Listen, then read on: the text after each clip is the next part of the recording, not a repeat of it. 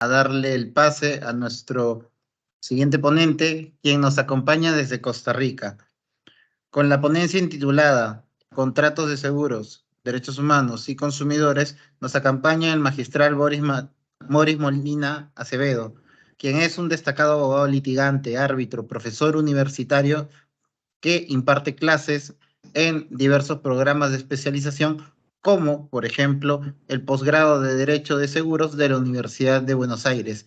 Igualmente, su papel clave como abogado de las víctimas en el caso Artavia Murillo versus Costa Rica en la Corte Interamericana de Derechos Humanos lo hizo merecedor de el Inter-American Bar Association LexisNexis Latin American Rule of Law at Work en el 2019, así como en el Premio Estado de Derecho 2019 de la Federación Interamericana de Abogados. Estimado Boris, quedamos atentos de tu ponencia. Muchísimas gracias, Carlos. Muy buenas tardes y noches a todas las personas que nos están observando y que están compartiendo con nosotros.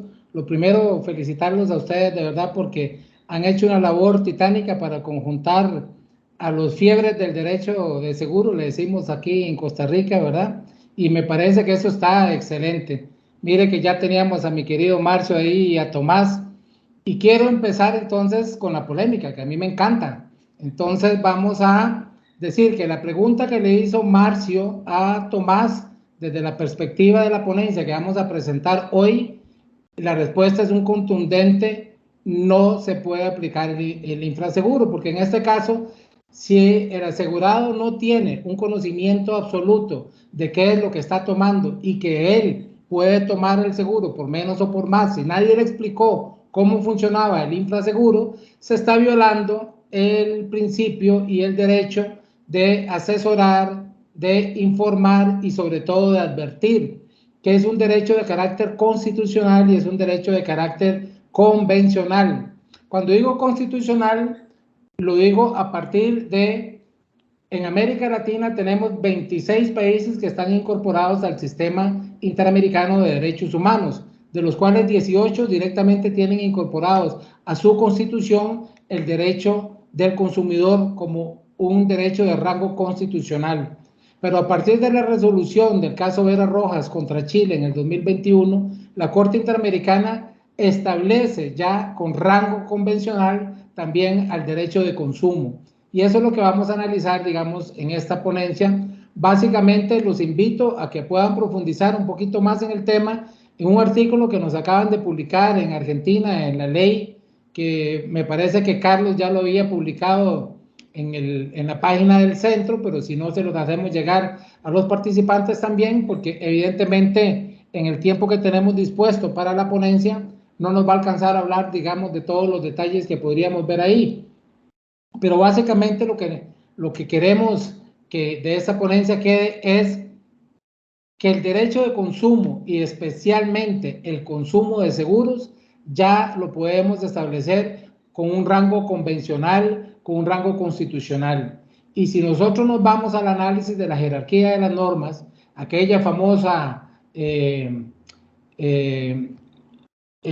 análisis que se hacía de la famosa pirámide de Kelsen, nos vamos a dar cuenta que en la cúspide de esa pirámide vamos a encontrar precisamente a los derechos constitucionales y a los derechos convencionales. Un poquito más abajo los tratados internacionales en general, y abajo de ahí vamos a encontrar a las leyes, los decretos ejecutivos, las directrices, los reglamentos, etcétera, etcétera, etcétera. ¿Cuál es el análisis que normalmente se hace cuando vamos a establecer, digamos, la resolución de un conflicto en materia de seguros, o prácticamente en cualquier tipo de resolución de conflictos a nivel contractual? Normalmente nos vamos primero a las cláusulas del contrato, luego a los reglamentos o normas, digamos, de rango menor que están a su alrededor, luego las leyes, etcétera. Es decir, vamos de abajo hacia arriba. Cuando el análisis que nosotros proponemos, y así creemos que debe ser, es precisamente de arriba hacia abajo, porque si existe, digamos, alguna situación en el contrato que esté violentando una norma de carácter constitucional o una norma de carácter convencional, entonces definitivamente nos vamos a encontrar con que esa cláusula o esa actuación que puede ser una conducta perfectamente, si es violatoria de la Constitución y de la Convención, entonces está violando las normas de mayor rango, por lo tanto, anula completamente, en este caso, ya sea la cláusula o la conducta como tal, y la convierte en inconstitucional o contraria a la Convención o a cualquier tratado, digamos, internacional y sobre todo en materia de derechos humanos. ¿Qué es lo que nos dice el caso Vera Rojas contra Chile, repito, del 2021? Bueno, nos invita a reflexionar justamente de cuál es la responsabilidad que tiene el Estado frente a una aseguradora, sobre todo una aseguradora, como en el caso particular, que brindaba, en este caso, los servicios, o tenía la concesión de brindar los servicios de aseguramiento en la seguridad social. Entonces, lo primero que nos dice es que esta aseguradora debía estar debidamente fiscalizada por el Estado, que el Estado velara porque brindara un servicio adecuado a las personas, a los asegurados o los consumidores de seguros, y si el Estado falla en eso, digamos, es el primer responsable. Vamos a ver que entonces, en esta categoría, lo que nos debe interesar es, bueno, ¿qué es lo que propone particularmente este caso que no se había dado antes, por lo menos a nivel del sistema interamericano? Primero, que establece claramente ya un caso de seguros a nivel de este sistema interamericano de derechos humanos, y entonces aquí lo que tenemos que tener claro es que lo que se está resolviendo en la Corte o lo que resuelve la Corte Interamericana de Derechos Humanos es de acatamiento obligatorio, no es facultativo, es de acatamiento obligatorio para todas las personas que habitan el continente americano que forman parte del sistema, es decir, los 26 países de América Latina que forman parte de este sistema, entre los cuales está, por supuesto, Perú, está Costa Rica, está México, está Argentina, y prácticamente todos los que estamos participando de estas charlas estamos incluidos ahí. Entonces, ese es el primer mito que hay que derribar, porque hemos visto algunos análisis sesgados de gente que está ligado al sector de las aseguradoras que tratan de minimizar esta sentencia de la Corte Interamericana, diciendo primero que no es de acatamiento obligatorio, segundo que no tiene nada que ver con las aseguradoras propiamente dicho, porque las ISAPRES tienen una condición particular en Chile, eso no es lo que resuelve la sentencia de la Corte Interamericana, le da el carácter de aseguradora, y segundo, y lo más importante que hay que tener claro, es que ese carácter obligatorio de las sentencias de la Corte deviene del artículo 62.3 de la Convención Americana sobre los Derechos Humanos, que básicamente es que cualquier Estado que haya aceptado formar parte del sistema, por supuesto, acepta la obligatoriedad de las resoluciones del propio sistema interamericano. Entonces, es obligatorio para cualquier círculo del Estado, llámese Poder Judicial, Poder Ejecutivo o Poder Legislativo, cualquier ciudadano de cualquier país está obligado entonces a acatar las resoluciones de la Corte Interamericana, que no son para un país en específico, porque una vez que son emitidas, son obligatorias para todos los países. Entonces, veamos algunas particularidades específicas, en este caso del caso Vera Rojas, para que nos demos una idea de qué es lo que dice esta sentencia que nos puede servir para el análisis particular que estamos teniendo aquí. Bueno, dice la decisión de la aseguradora privada, resultado del incumplimiento del deber de regulación del Estado, puso en riesgo los derechos a la vida digna, la integridad personal, la niñez, la salud y la seguridad social en relación con la obligación de garantizar los derechos sin discriminación y el deber de adoptar disposiciones del derecho interno. Quiere decir que en este caso en particular se trató de una niña que tenía un seguro de gastos médicos que lo llegó a utilizar con la aseguradora le deniega el reclamo, ellos presentan el reproche correspondiente en el derecho interno, es rechazado, la familia tiene que asumir de su propio peculio los gastos de atención a esta niña, y eso fue lo que la salvó, digamos, de que no tuviera una mayor gravedad o mayores consecuencias, y entonces ellos llevan el caso al sistema interamericano y la Corte falla a su favor. ¿Cómo lo hace?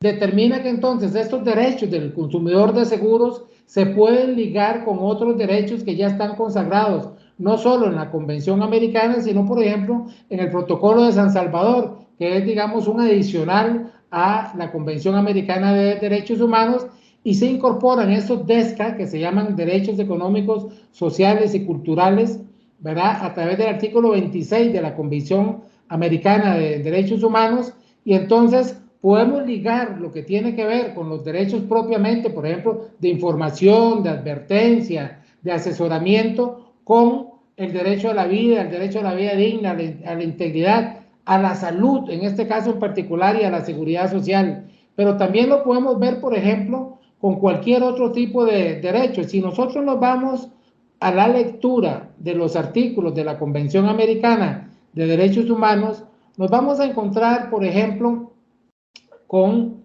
algunos que en particular podemos tratarlos y podemos visualizarlos en manera individual, ligándolos a estos derechos del consumidor específico en materia de seguros.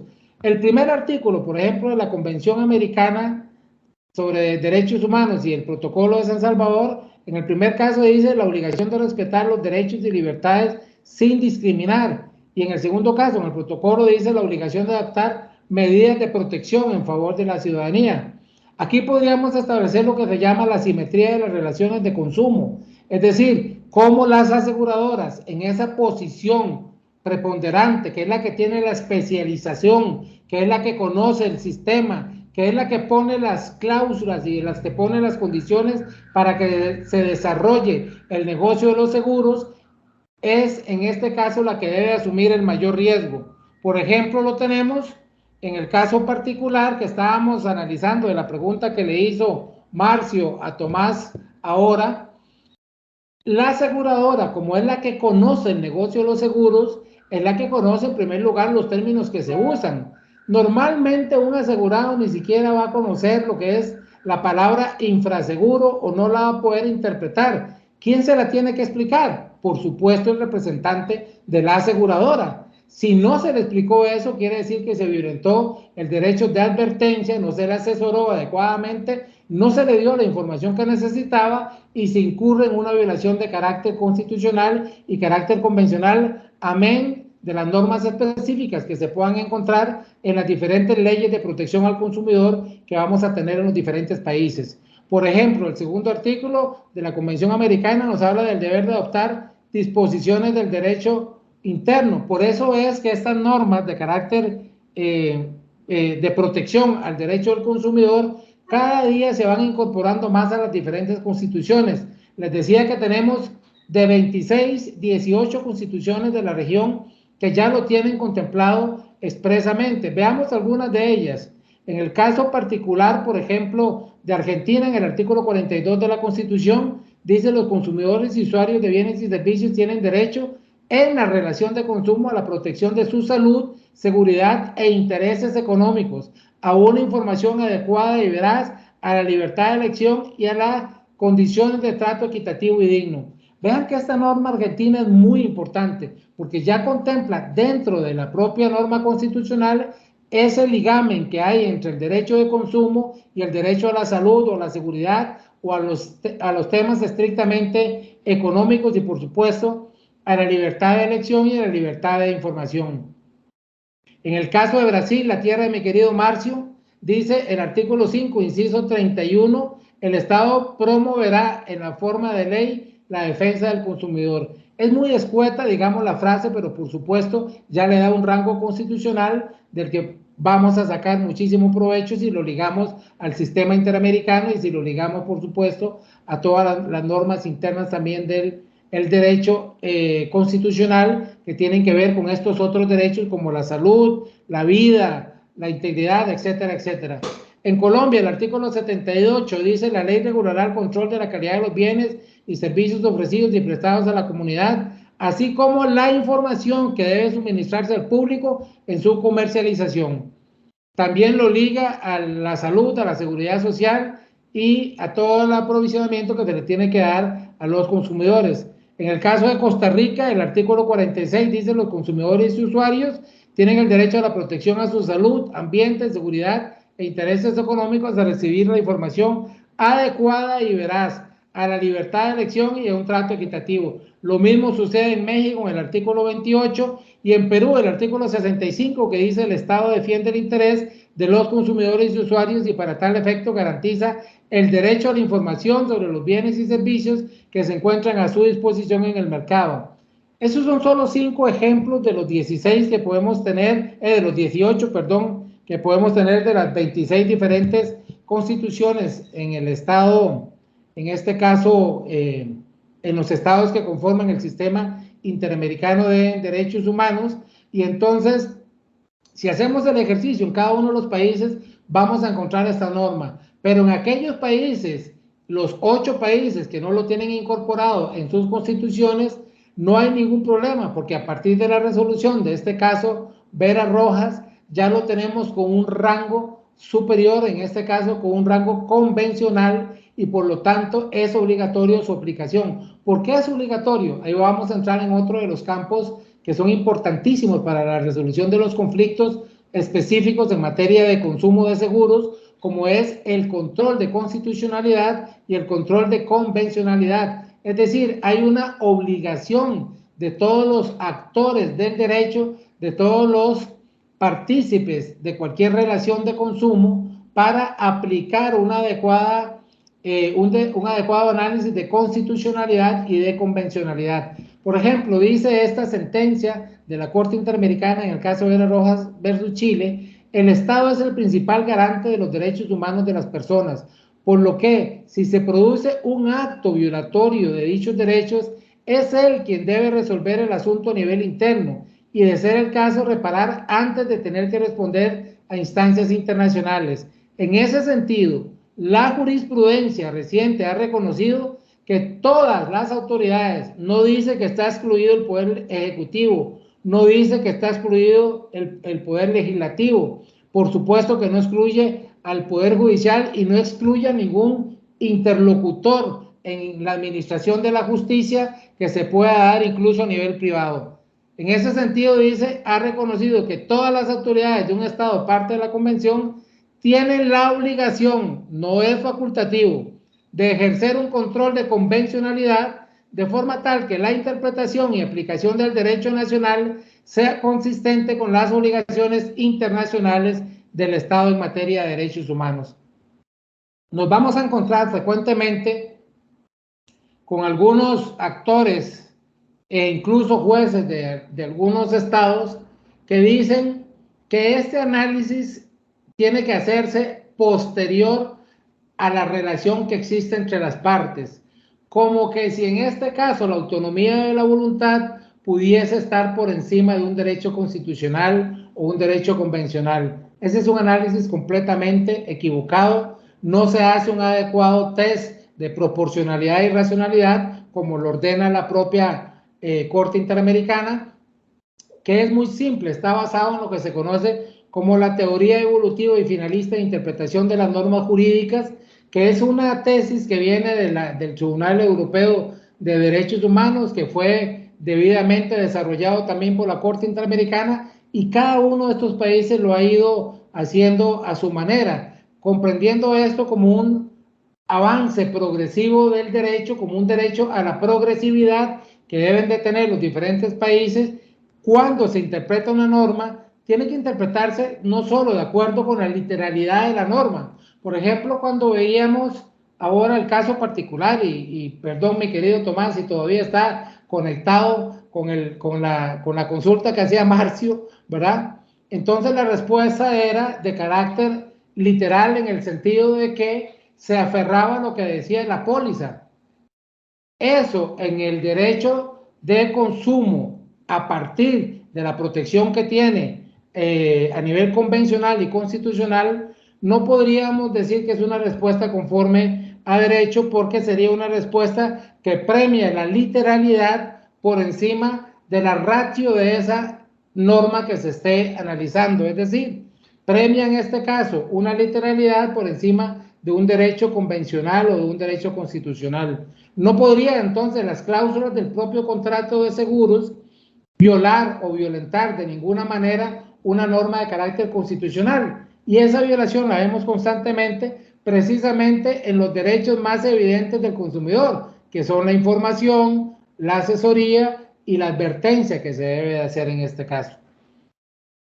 Cuando vamos a resolver un caso Entonces, en particular, la primera pregunta que nos debemos hacer es, ¿la conducta de la aseguradora al rechazarme el reclamo, o más bien la violación a las cláusulas del contrato desde la perspectiva del asegurado, violentan también una norma de carácter constitucional o una norma de carácter convencional? Esta respuesta solo la podemos obtener a partir de un estudio adecuado y profundo sobre el derecho constitucional que protege precisamente al consumidor y particularmente al consumidor de seguros.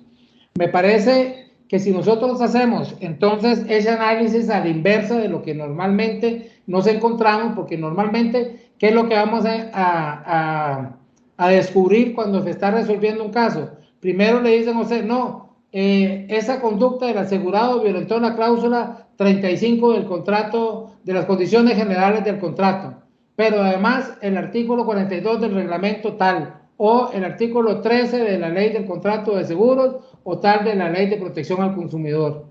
Si ninguno de esos artículos rima con un artículo constitucional tan importante como los que hemos leído, o con la resolución, por ejemplo, que vemos de la Corte Interamericana, que obliga al Estado a fiscalizar las conductas de una aseguradora, sea privada o sea pública, entonces no vamos a tener una solución adecuada del caso. Me parece, Carlos, que esa sería la esencia de lo que podríamos hablar. Lo remito precisamente a ese artículo y creo que podríamos aprovechar más bien los 6 minutitos que nos quedan, si no estoy mal con el tiempo, para poder discutir, polemizar o confrontar este tema con los estimados amigos que nos acompañan. Veo que todavía está Tomás, ahí está Marcio, acabo de ver a mi querido Pablo. En fin, tenemos actores de primera línea para polemizar aquí. Perfecto, estimado Boris, por supuesto que sí. Entonces, abrimos la ronda de preguntas para aquellos asistentes que tengan a bien formular alguna pregunta. ¿Hay alguien que desee plantear alguna pregunta para nuestro ponente?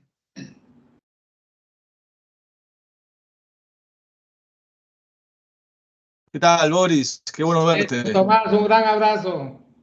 No nos vimos ahora que estuve en Buenos Bien. Aires, qué lástima.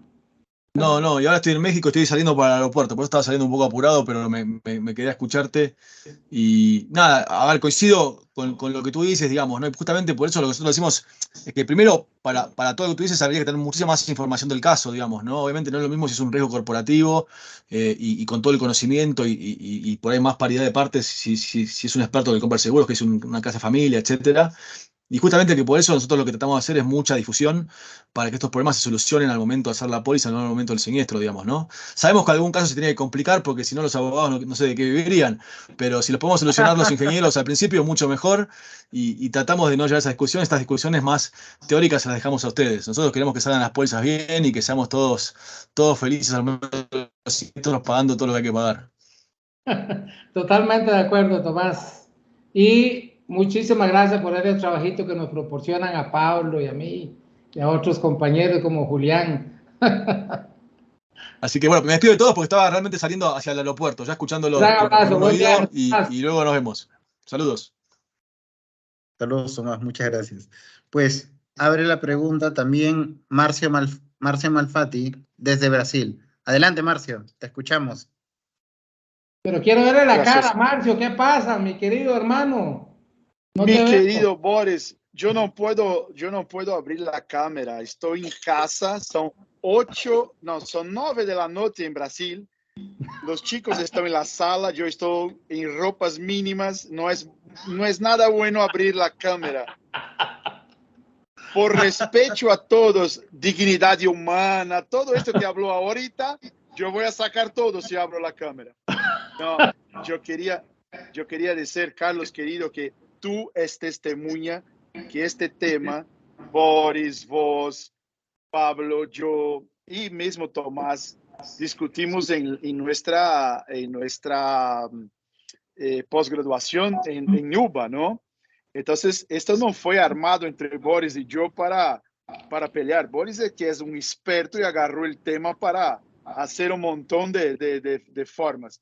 Pero quiero decir una cosa, Boris y yo somos hermanos y hagamos como hacen los hermanos, peleamos. En muchos temas peleamos, no coincidimos, pero en este coincidimos 100%. O sea, es peor para los otros pelear con Boris y yo juntos, no porque somos mejores o peores, pero porque somos peleadores naturales.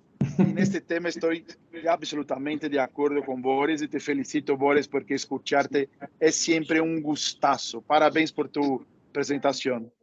Muchas gracias, un gran abrazo, mi hermano. Muy bien, entonces, nuevamente... Ahí está Pablo. Ahí está Pablo Medina acaba de solicitar la palabra. Adelante, Pablo, te escuchamos. Muchas gracias, Carlos. Boris, como siempre, felicidades. La verdad es que eres un parteaguas del tema de la aplicación de los derechos humanos en materia de seguros. Lamentablemente no pude entrar desde el principio y entonces no pude escucharte, pero hay un tema que siempre me ha hecho ruido y que creo que tú y yo no hemos acabado de discutir lo suficiente. Y es,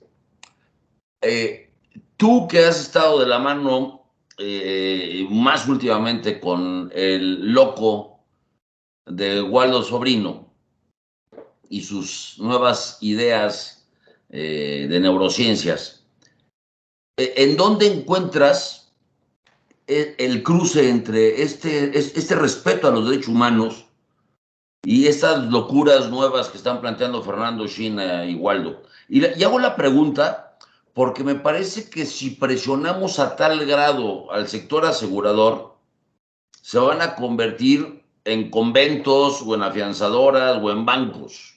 No sé si me explico. O sea, si llegamos a un momento en el cual exigimos que aseguren incluso lo que no sabemos que queremos asegurar, ¿no? Como lo propone Fernando y Waldo, por más respeto a los derechos humanos, se va a acabar el negocio.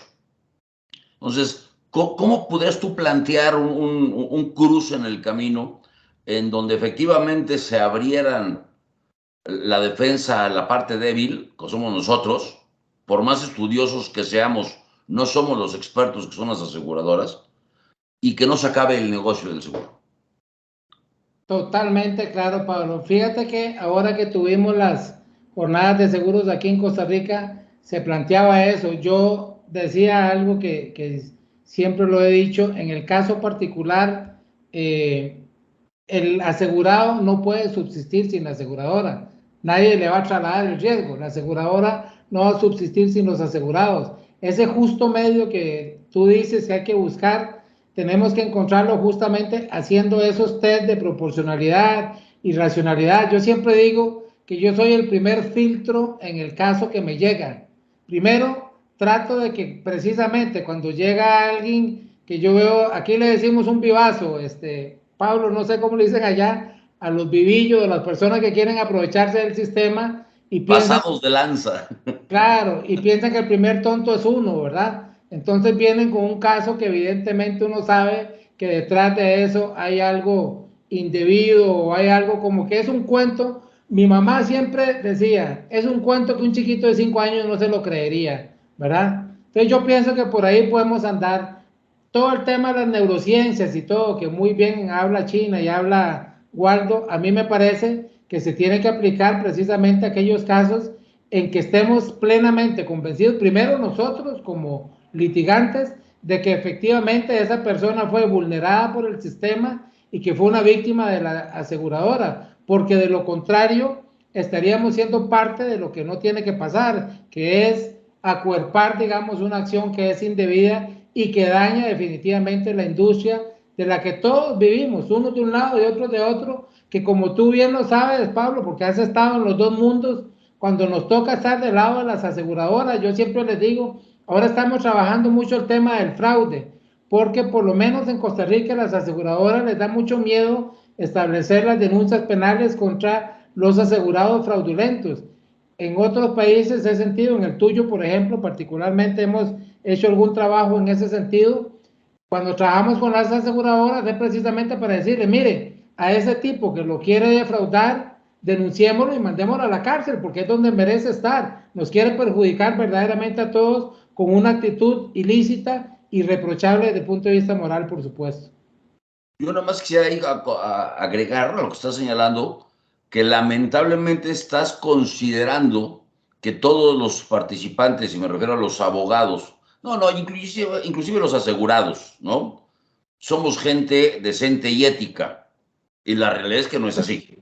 Sí, ¿no? sí. Ahora que acaba de pasar el huracán Otis en Acapulco, te puedo plantear o les puedo platicar de algunos casos que no es, en donde ya se dejaron oír el canto de las sirenas para mucha gente no del todo ética que está viendo una gran posibilidad de negocio.